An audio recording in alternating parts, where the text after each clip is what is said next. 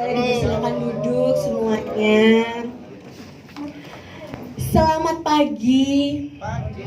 Iya, selamat pagi ya. Jadi ini kedua kalinya saya sharing firman. Jadi saya nggak akan bilang saya berkhotbah ya. Saya sharing firman, sharing pengalaman hidup saya yang dikaitkan dengan tentunya firman Tuhan. Dan karena saya psikolog, jadi akan saya kaitkan sedikit dengan psikologi. Tapi tenang, ini bukan kuliah ya. Tidak ada ujiannya, nggak ada tesnya.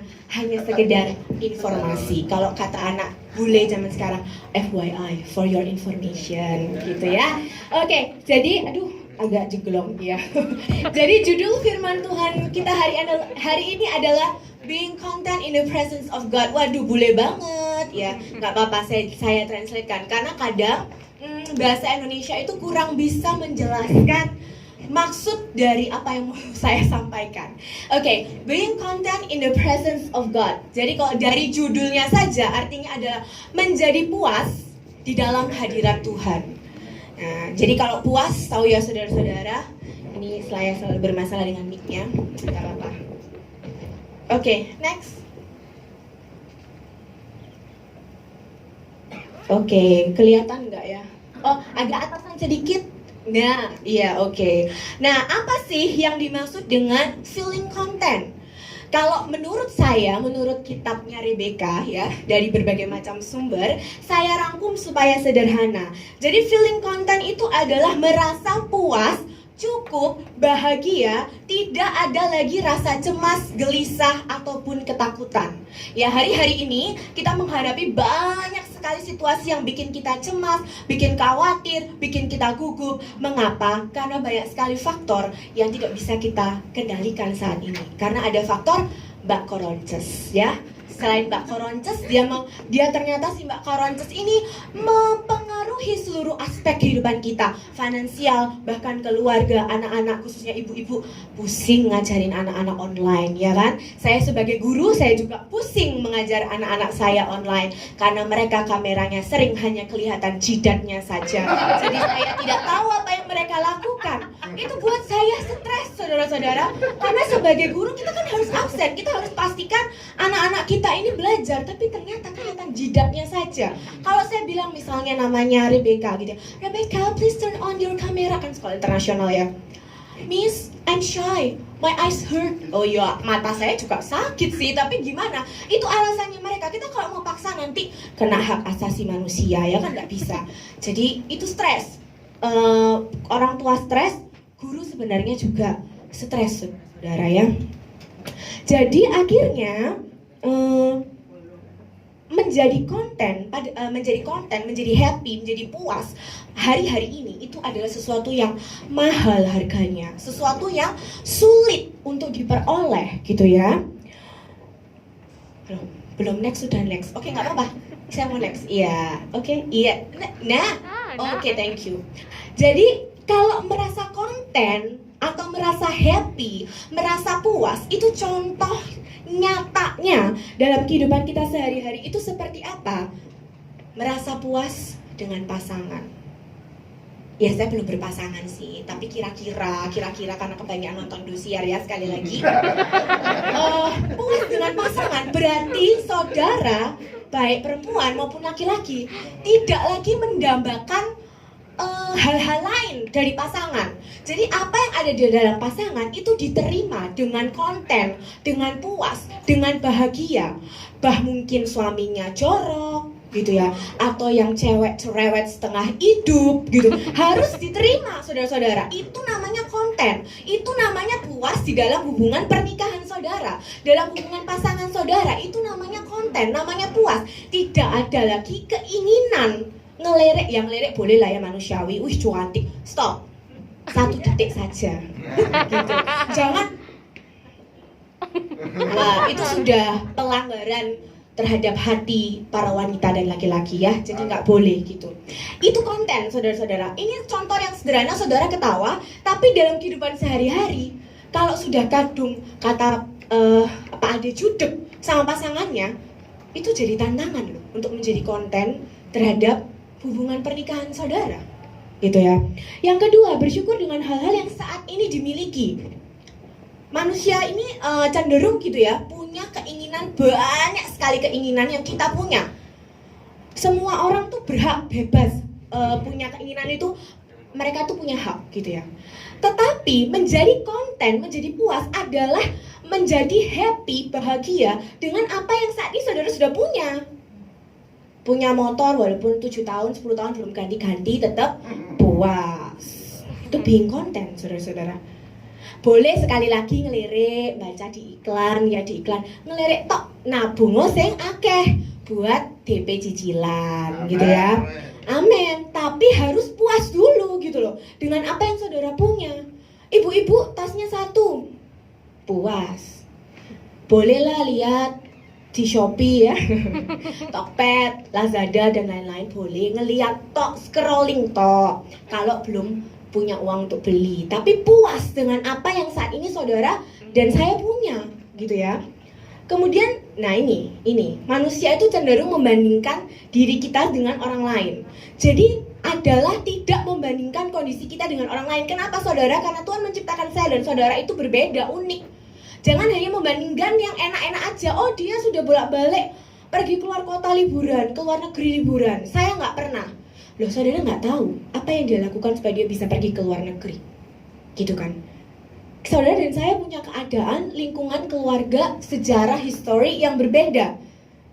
Jadi being content means tidak membandingkan diri saudara dengan orang lain. Bandingkan diri saudara yang sekarang dengan diri saudara yang lalu. Artinya ada progress, saudara bisa lihat progress gitu ya. Jadi itu yang ketiga. Nah, yang paling ini, tidak cemas, gelisah, khawatir akan masa depan. Saudara, sekarang banyak sekali orang yang mengalami panic attack ya, atau serangan panik gitu kalau bahasa Indonesianya. Artinya dia tiba-tiba gak ada angin, gak ada hujan, tiba-tiba shock. Jantungnya berdebar begitu kencang, lalu dia merasa ketakutan, tiba-tiba gitu ya, kondisi yang tiba-tiba. Saudara tahu kenapa saudara dan saya gelisah atau cemas? Karena kita nggak bisa mengontrol, kita nggak bisa mengendalikan apa yang mau kita hadapi. Contohnya, kalau anak sekolah mungkin mereka gelisah karena mau ujian sekolah. Kenapa? Karena mereka nggak tahu soalnya seperti apa, bagaimana mereka akan mengerjakannya. Ketidakmampuan dan ketidaktahuan untuk mengontrol masa depan, itulah yang buat saudara dan saya cemas. Nah, padahal kalau saudara hobi baca Alkitab gitu ya, dengerin firman-firman, Tuhan kan seperti pilot kita ya, yang seharusnya mengendalikan masa depan kita. Jadi seharusnya tugas kita ya cuma do our best. Meaning kalau kita sekolah ya kita belajar. Sisanya ya serahkan ke pilot kita yang nggak mungkin nuburkan kita atau menjatuhkan kita itu. Ya. Nah, next. Oke, kita belajar sedikit ya yang tadi saya bilang FYI. Ini bapak yang pintar sekali ya, namanya Henry Murray. Dia adalah salah satu tokoh psikologi kepribadian ya. Kalau misalnya saudara belajar psikologi, pasti ada saatnya saudara akan belajar namanya psikologi kepribadian. Salah satu tokohnya adalah Henry Murray. Henry Murray ini terkenal dengan teorinya 16 needs.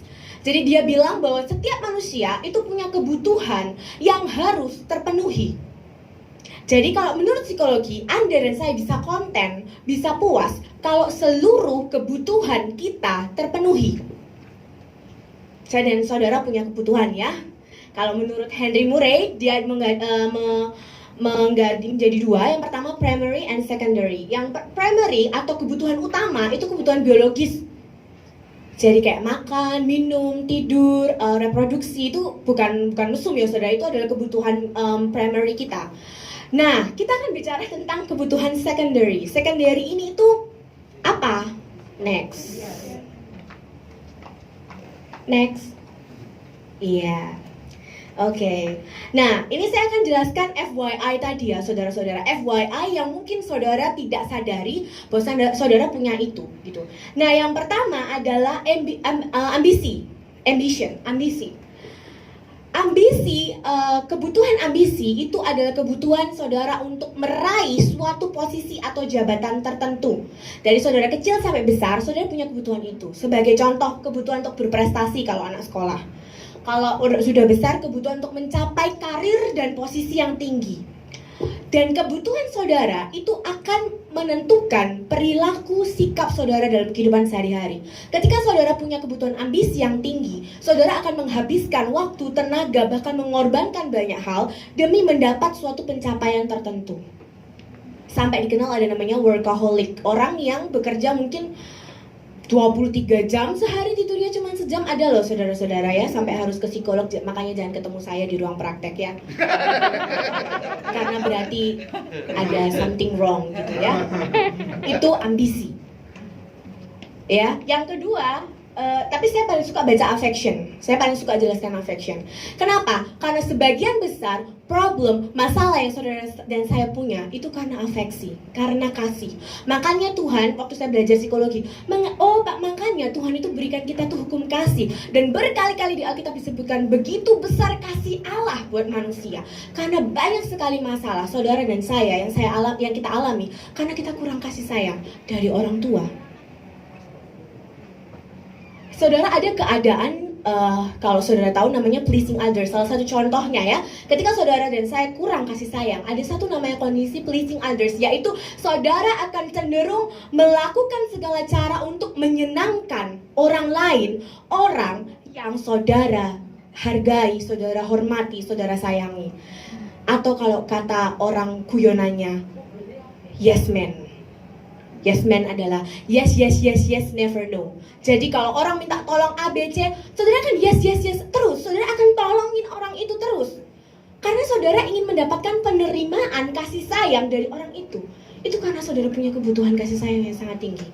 Sebagai contoh, kalau dalam hubungan pacaran, ya, kenapa orang tuh kalau sekarang tuh saudara sering baca-baca gitu ya, di mana-mana di TikTok gitu, yang sosmed gitu, dikenal dengan namanya toxic relationship. Toxic relationship adalah hubungan yang menghancurkan jiwa saudara, mental saudara, psikologi saudara. Kenapa? Karena salah satu dari pasangan antara itu yang cewek atau yang cowok itu bucin karena butuh kasih sayang. Bucinnya tuh tidak bisa mereka kendalikan. I have to, saya harus, seperti saya harus makan, saya harus dapat cinta dari cowok ini. Contohnya kalau karena saya cewek ya, saya gambarkan kalau misalnya perempuan gitu. Akhirnya saudara, perempuan-perempuan ini mengorbankan semuanya, waktu, uang, tubuh, bahkan iman saudara, demi mendapatkan cinta dan kasih sayang dari pasangan. Ya saudara ya, itu adalah kebutuhan yang mungkin saudara nggak menyadari. Mungkin saudara pernah berada dalam kondisi, kenapa aku tidak bisa keluar dari hubungan ini? Kenapa? Jawabannya adalah, ya karena kamu bucin coy, kamu butuh cinta, tapi kebetulan belum bisa merasakan cinta dari Tuhan. Makanya kayak kurang gitu loh. Kalau aku nggak dicintai, aku merana. Kasihan deh lu. Hidupku ini rasanya hambar, nggak bisa ngerasain. Loh, ini keadaan serius loh saudara. Banyak orang yang konseling karena tidak bisa keluar dari hubungan toksik, atau kalau dalam psikologi itu mungkin hubungan yang kekerasan, violence, dating violence. Jadi kekerasan yang terjadi karena di dalam hubungan pacaran ya, belum nikah loh, masih nggak bisa keluar dari hubungan itu. Kenapa? Ya karena ini bucin saudara, butuh cinta, ya. Nah kalau yang lainnya nih, ya materialistik itu uang, barang. Jadi saudara-saudara sampai ngutang-ngutang demi prestis. Ya, sering ya terjadi, apalagi sekarang Shopee kan ada cicilan. Bisa nyicil 6 kali. Limitnya tergantung informasi KTP saudara-saudara.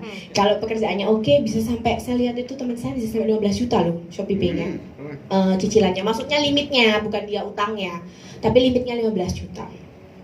Nah ini adalah FYI yang saya rasa saudara dan saya perlu mengingat kembali, karena kondisi ini sering terjadi dalam kehidupan kita ya. Jadi kebutuhan itu nggak hanya berkaitan dengan sandang, pangan, papan, tapi kebutuhan psikologis yang seringkali membuat saudara nggak konten. Ketika saudara nggak bisa memenuhi kebutuhan ini, saudara nggak akan puas, dan perilaku saudara akan seringkali melanggar firman Tuhan, gitu ya. Kalau materialistik ya bisa mencuri, ya kan. Kalau affection tadi sampai bisa pindah agama, gitu, pindah iman, pindah keyakinan. Oke, lanjut. Pertanyaannya, the big questions is, pada kenyataannya apakah ketika kebutuhan kita terpenuhi, kebutuhan tadi ya, primary and secondary tadi, apakah kita akan merasa konten atau akan merasa puas? Apakah saudara dan saya yakin kebahagiaan itu pasti bisa kita peroleh dan akan bertahan dengan lama? Ada yang mau jawab mungkin? Saya kayak ngomong sama student saya. Ada yang mau jawab? Teman-teman? Jawab Enggak ya, bercanda ya. Belum tentu, benar, belum tentu. Loh kok bisa? Kalau tadi Pak Ade bilang gurunya harus panggil Miss ya. Biasanya di sekolah internasional memang Miss Becky kalau saya. Kok bisa Miss Becky? Soalnya saya agak berat kok dipanggil evangelis, jadi Miss aja ya. Miss Becky, kok bisa? Kan katanya si Murray, kalau misalnya semua kebutuhan kita terpenuhi, kita pasti konten, kita pasti happy, kita pasti sejahtera secara psikologis gitu ya. Kok bisa? Ternyata jawabannya belum tentu. Karena, nah sekarang kita masuk ke pembahasan firman Tuhan gitu ya. Karena pertama ya, next. Saya pernah baca artikel, ya kurang atas sedikit itu ke, ya oke lah. Jadi pada kenyataannya di dalam tubuh, di dalam diri kita manusia itu terdapat satu lubang atau satu jurang yang begitu dalam, yang tidak terukur dan tidak terbatas. Ini saya pernah baca artikel ya. Ini artikel yang dibuat oleh seorang pendeta juga, tapi pendeta luar negeri. Gitu, dia pernah bahas begitu. Hal inilah yang menyebabkan saudara dan saya itu sulit sekali merasa puas meskipun kebutuhan saudara dan saya secara duniawi sudah tercukupi. Sebagai contoh, orang-orang kaya yang menurut saudara dan saya hidupnya hampir sempurna, punya harta, punya uang, punya keluarga, itu ternyata masih tidak bisa happy. Saya punya seorang teman ya, sahabat baik. Dia orang kaya, saudara-saudara. Dia kalau keluar negeri bisa sebulan. Keluar negerinya tuh Eropa ya maksudnya ya. Bukan Cina dan lain-lain gitu, bukan. Yang Eropa yang bayarnya pakai euro itu, saudara-saudara. Dia tidak bekerja, tidak harus bekerja. Karena ya please, uangnya udah banyak banget gitu ya. Dia mau beli apa tinggal beli bla bla bla. Semua terkecukupi. Dia punya keluarga yang masih lengkap. Dia punya mama papa, dia punya seorang kakak perempuan. Tetapi dia berkali-kali bilang sama saya, "This is not happy." Dan dia bilang, meskipun saya punya uang, meskipun aku punya uang bag, tapi belum tentu aku bahagia. Dia bilang begitu. Loh gimana? Mungkin 99% orang yang ada di sini mungkin akan menukarkan hidupnya kalau bisa dengan dia gitu ya. Dia keluar negerinya itu 1 tahun bisa 3-4 kali saudara-saudara. Dan keluar negerinya itu bukan Asia ya, Eropa, Amerika, Australia atau New Zealand. Belum Afrika, belum, untungnya belum, masih terlalu jauh kayaknya. Tapi dia nggak bahagia. Kenapa? Why? Yaitu karena ada satu jurang dalam diri kita, satu lubang yang tidak bisa diisi dengan hal-hal yang bersifat fana atau hal-hal yang bersifat duniawi tadi. Dan yang pastinya kita tuh akan selalu sering menghadapi kondisi di mana kebutuhan saya dan saudara itu tidak bisa kita penuhi. Misalnya kayak afeksi, kita nggak bisa memastikan bahwa orang itu akan memberikan kasih sayang seperti yang kita harapkan. Karena seringkali manusia itu malah mengecewakan. Kita sudah kasih nih ibarat hati kita, lalu dia jatuhkan di bawah hingga pecah. Itulah fakta dan kenyataannya. Jadi kita tidak bisa menggantungkan rasa puas dan kebahagiaan kita hanya dari sesuatu yang bersifat fana atau tidak abadi. Sesuatu itu hanya bisa diisi dengan sesuatu yang juga tidak terbatas dan tidak bisa diukur, yaitu siapa? Siapa? Saya dengarnya mungkin kipas angin ya. Kristus. Iya, dengan Tuhan Yesus, dengan Tuhan, dengan Kristus, dengan Allah Bapa kita yang ada di surga, gitu loh. Dasarnya dari mana? Kok bisa kita menganggap Tuhan itu tidak terbatas? Next. Karena kita melihat the natures of God, sifat alami Tuhan. Kalau saudara dan saya, aduh gambar Tuhan Yesusnya udah tunjukin dulu, itu kan cute nanti. Ya, agak atasan sedikit. Enggak yang tadi ya. Ya, kepotong sedikit lah saudara ya, nggak apa-apa. The natures of God. Kalau saudara belajar teologi gitu ya, belajar yaitu tadi ilmu tentang Tuhan, saudara akan ada ilmu yang menjelaskan bahwa the natures of God atau sifat alami Tuhan. God is infinite. Tuhan itu tidak terbatas, unlimited. Seperti internet. Kalau internet masih, kalau mendekati limitnya masih agak-agak lemot, Tuhan enggak. Infinite. Seperti kalau saudara air, dia akan mengikuti bentuknya dan tidak akan terbatas gitu ya. Mengikuti bentuk wadah air gitu ya. Sama seperti itu. Jadi God itu unlimited. Nature-nya ada 3. Omnipresence, omniscience, omnipotence. Atau maha hadir, maha tahu, dan maha kuasa. Gitu ya. Nah ayatnya dimana saya nggak akan membahas ini terlalu panjang karena ini saya nggak bahas tentang knowing God gitu ya. Cuman ini adalah dasar. Mengapa saya bilang bahwa Tuhan itu maha dan begitu besar dan tidak terbatas? Karena itu, wow, haleluya. Mati lampu ya. Ini dilanjutkan nggak? Lanjut. Agak horor tapi ya. Oh. Karena sangat tidak terbatas itulah, maka Tuhan itu sangat qualified dan sangat cocok gitu untuk mengisi jurang atau lubang dalam yang ada di dalam hati kita, hati saudara dan saya. Ya, mengapa demikian gitu? Nah, sebenarnya ada next slide tadi gambar Tuhan Yesus meluk hati yang cute banget itu. Sifat Tuhan yang tidak terbatas itu sangatlah cukup untuk mengisi tadi ya. Nah, ini itu disampaikan juga oleh Raja Daud, saudara-saudara. Bukan cuman saya ngomong-ngomong aja gitu, tetapi juga disampaikan oleh Raja Daud gitu. Di dalam Mazmur 16 ayat 11 ya. Saya bacakan. Nah, ini sebenarnya kalau di slide saya mau mencantumkan bahasa Inggris dan bahasa Indonesia karena bahasa Indonesianya kurang sesuai gitu. Kalau di dalam bahasa Inggrisnya dia bilang, you make known to me the path of life, you will fill me with joy in your presence, with eternal pleasures at your right hand. Jadi maksudnya adalah Tuhan, engkau memberitahukan jalan kehidupanku dan engkau itu mengisi aku dengan joy, dengan kebahagiaan. Tadi konten tuh berarti happy ya kan, di dalam hadiratmu. Jadi di dalam hadirat Tuhan saya tuh bisa merasa konten, saya merasa happy, saya merasa sukacita, saya merasa cukup. And with eternal pleasure at your right hand. Dan kenikmatan yang luar biasa ada di tangan kananmu. Itu kalau kita translate langsung dari bahasa Inggrisnya gitu ya. Jadi di dalam Tuhan itulah kita akan mendapatkan rasa konten, rasa happy, joy, dan kenikmatan yang luar biasa.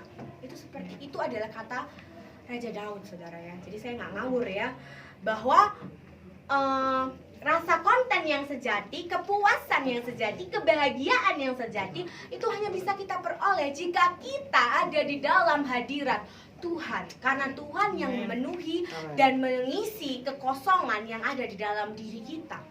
Amin. Nah, lalu bagaimana kita bisa menghadirkan Tuhan di dalam kehidupan kita sehari-hari? Mungkin saudara pikir, oh kalau menghadirkan Tuhan berarti kita harus ikut KKR terus tiap hari ya? Enggak, saudara-saudara. Capek juga ya kalau KKR kan keluar tenaga gitu ya. Enggak, saudara-saudara. Ada cara-cara yang lebih sederhana yang sebenarnya mudah tapi juga kadang sulit gitu, yang bisa haleluya. Bisa. Saya kayak gelap gitu. Yang bisa kita lakukan untuk menghadirkan Tuhan di dalam kehidupan kita. Gitu ya. Nah, apa yang pertama? Nah, yang pertama adalah fokus dan fokus dan menempatkan Tuhan, memprioritaskan Tuhan sebagai yang utama dalam hidup kita. Amen. Jadi ini berbicara tentang hati kita, saudara-saudara. Bagaimana kita menganggap Tuhan, bagaimana kita meletakkan Tuhan dalam hidup kita sehari-hari. Apakah sebagai tambal butuh? Beda loh saudara, meluangkan waktu dan menyisakan waktu itu beda. Kalau saudara meluangkan waktu untuk Tuhan, untuk berdoa, memprioritaskan Tuhan, berarti saudara dengan sengaja menyediakan waktu khusus untuk berdoa syafaat mungkin, untuk berdoa, untuk membaca firman Tuhan. Itu adalah saudara memprioritaskan Tuhan dalam hidup saudara. Tapi kalau saudara menyisakan waktu, misalnya mau tidur, aduh sudah wes mau tidur jam 10, 5 menit cukup lah ya. Itu namanya menyisakan waktu. Saudara hanya karena kewajiban, hanya karena oh iya rek aku belum berdoa hari ini. Nah, itu bicara tentang hati. Ketika saudara fokus kepada Tuhan, maka hadirat Tuhan itu akan hadir dalam hidup saudara. Ketika pagi hari saudara meluangkan waktu untuk berdoa, saudara mengundang Roh Kudus, mengundang Bapa untuk hadir dan menyertai sepanjang hari saudara. Gitu ya, di dalam Kolose 3 ayat 1 sampai 2. Ini saya juga pakai Inggris Indonesia. Cuman di Inggrisnya itu, since then you have been raised with Christ, set your hearts to the things as the things above, where Christ is seated at the right hand of God. Set your minds on the things above, not only earthly things. Jadi karena saudara dan saya sudah diselamatkan oleh Tuhan, maka pikiran saudara itu fokuskan kepada hal-hal yang ada di surga, hal-hal yang rohani, bukan kepada hal-hal yang duniawi. Ketika saudara fokus untuk melayani Tuhan, fokus semuanya untuk Tuhan, meskipun kebutuhan saudara tadi belum bisa terpenuhi, saudara akan tetap merasa content, karena Christ is enough for me. Not bag shoes, makanan, gitu ya. Bukan cinta dari ayam, bukan posisi jabatan saudara dan saya, bukan. Christ is enough for me. Dan itu yang buat saudara dan saya konten, puas. Itu yang pertama ya saudara. Lalu apa yang kedua? Ini klasik tapi powerful, berdoa. Saudara, ya, berdoa. Saya pernah bahas, nggak tahu lupa di sini atau di PD, bahwa there is a power in a simple prayer. Ada kuasa di dalam doa yang sederhana. Doa itu maksudnya bukan saudara harus sampai menangis-menangis, berlutut, lalu sampai pingsan-pingsan, geblak-geblak. Tidak saudara. Ketika saudara bilang, Tuhan terima kasih buat hari ini, it's a prayer. Amen. Amen. Karena berdoa, basicnya, dasarnya adalah komunikasi saudara dengan Tuhan. Ketika saudara komunikasi dengan teman, dengan orang tua, dengan pasangan, apakah saudara sampai menangis geblak? Tidak. Ya saudara bilang, hey bro, gimana, udah makan? Gitu kan. Ya tentunya sama Tuhan gak hey bro gitu ya. Tapi sederhana. Tuhan, hari ini saya mau menghadapi ujian. Saya hari ini mau menghadapi misalnya evaluasi di kantor. Tuhan tolong saya berikan hikmat. Kelar, itu doa. Gitu ya saudara-saudara. There is a power in simple prayer. Ayatnya ada di Lukas 9 ayat 3. Oleh karena itu aku berkata kepadamu, mintalah maka akan diberikan kepadamu, carilah maka kamu akan mendapat, dan ketoklah maka pintu akan dibukakan bagimu. Artinya doa itu begitu luar biasa, sampai hanya dengan berdoa Tuhan itu bisa membukakan pintu-pintu yang selama ini belum terbuka. Ketika saudara dan saya punya kebutuhan yang mungkin saat itu belum bisa kita penuhi, kayak kebutuhan tadi ya, makan dan lain-lain, pasangan gitu, mungkin yang mencari pasangan, jodoh dan lain sebagainya. Iya, itu berdoa, bawa di dalam doa. Agak nggak kon. Maaf, anaknya gampang terdistraksi. Terima kasih. Iya. Itu yang kedua ya saudara-saudara, berdoa. Jadi ada kuasa di dalam berdoa, maka mintalah segala sesuatunya di dalam doa. Ketika saudara merasa bahwa saudara kesepian, feeling lonely, berdoalah, minta, Tuhan saya ingin rasakan kasih-Mu yang tidak terbatas supaya saya tidak merasa lonely. Loh, ini bisa terjadi loh saudara. Amen. Seperti saya bilang, doong ayatnya aja loh, mintalah apapun, tidak hanya Tidak hanya kesehatan, makanan, dan lain sebagainya, enggak. Even when you're feeling lonely, gitu. Walaupun ketika saudara lonely, mungkin gak usah malu sama Tuhan. Ngapain? Masa doa kayak gitu ke Tuhan? Gak apa-apa, ya. Yang kedua, berdoa. Yang ketiga, rendah hati, being humble. Berlutut di hadapan Tuhan, mengakui keberadaan kita, bahwa kita ini memang manusia yang lemah, manusia yang haus akan kasih sayang. It's okay. Rendah hati, jangan sombong, jangan mentang-mentang misalnya nih udah kuliah, sekolah tinggi, udah sampai doktor, profesor, terus masa aku pekerjaan gini aja gak bisa. Taunya gagal, saudara-saudara. Dan ketika gagal dia marah sama Tuhan. Dia lupa, dari awal dia gak melibatkan Tuhan, dia gak being humble. Itu ada ceritanya ya saudara ya, cerita di Lukas pasal 18 ayat 9-14, ketika orang Farisi berdoa, terus ada Tuhan Yesus dan Tuhan bilang, menurut kamu siapa yang doanya tulus? Gitu kan. Lalu itu diakhiri, terus habis gitu Tuhan bilang bahwa orang yang berdoa yang kayak woro-woro ini nih sebenarnya orang yang angkuh gitu ya, orang yang congkak gitu. Nah di dalam Mazmur 10 ayat 4, kalau dalam Alkitab terjemahan baru itu kurang oke gitu ya. Tapi artinya adalah, in his pride the wicked man does not seek him. Jadi di dalam pride-nya dia, harga diri dia yang tinggi gitu ya, dia tuh gak mencari Tuhan. In all his thoughts there is no room for God. Bahaya. Di dalam semua pikiran orang-orang yang sombong, orang-orang yang congkak, mereka tidak punya ruang untuk Tuhan. Betapa itu sangat mengkhawatirkan ya saudara-saudara ya. Ketika saudara sudah tidak punya waktu, tidak punya ruang untuk Tuhan di dalam pikiran saudara, lalu siapa yang saudara akan andalkan? No one. Jadi jadilah rendah hati, akui bahwa saudara ini lemah, tapi saudara punya Tuhan yang luar biasa. Dan yang paling terakhir, yang paling penting adalah berserah atau surrender ya. Surrender ini ayatnya ada di Mazmur 119 ayat 2-3. Intinya adalah blessed are those who keep his statutes and seek him with all their heart. Jadi intinya adalah diberkatilah mereka yang mengandalkan Tuhan, mencari Tuhan dalam segala jalannya. Mereka itu tidak melakukan hal yang salah karena mereka mengikuti langkahnya Tuhan. Itu arti dari Mazmur 119 ayat 2-3 ya saudara-saudara. Bagaimana ketika kita berserah, ini yang tadi saya bilang bahwa mengapa kita seringkali itu cemas, gelisah, karena kita nggak bisa mengontrol.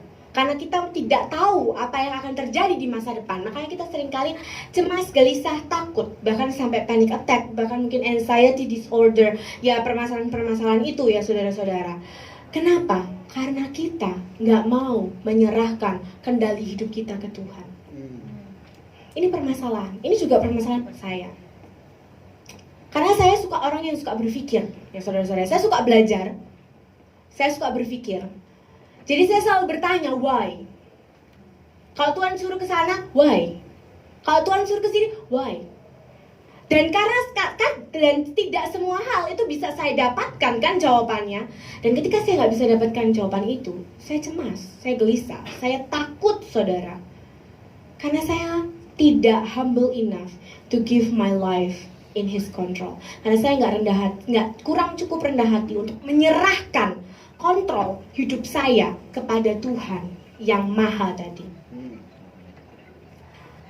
Sebenarnya saya hari ini nggak mau khotbah soal ini, saudara. Ada suara Shopee ya. Saya teringat akan tadi barang-barang yang ada di keranjang saya. Iya. Sampai mana tadi? Oh ya, saya sebenarnya tidak mau firman soal ini, saudara.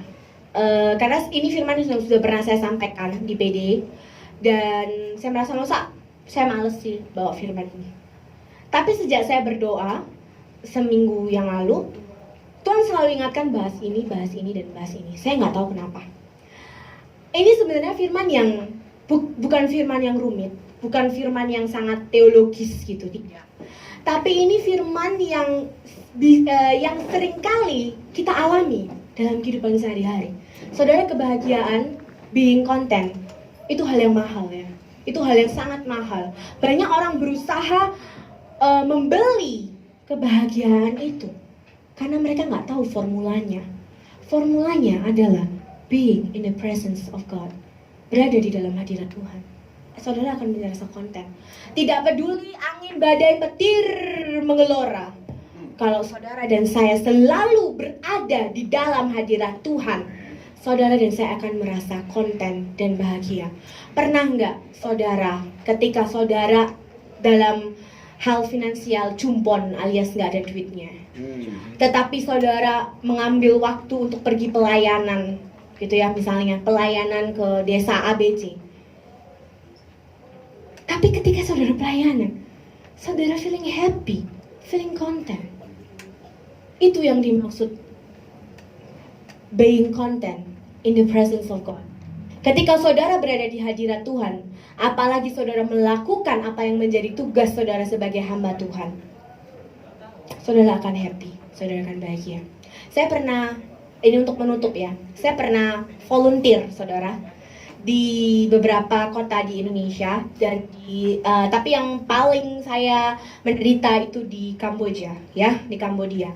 Kamboja itu negara yang merdekanya itu telat, jadi kondisinya masih sangat berkembang. Jadi kayak beberapa kilo dari kota yang wisatanya aja tuh udah jalannya sudah tidak beraspal. Jadi masih sangat develop ya, masih sangat berkembang, negara yang masih sangat berkembang.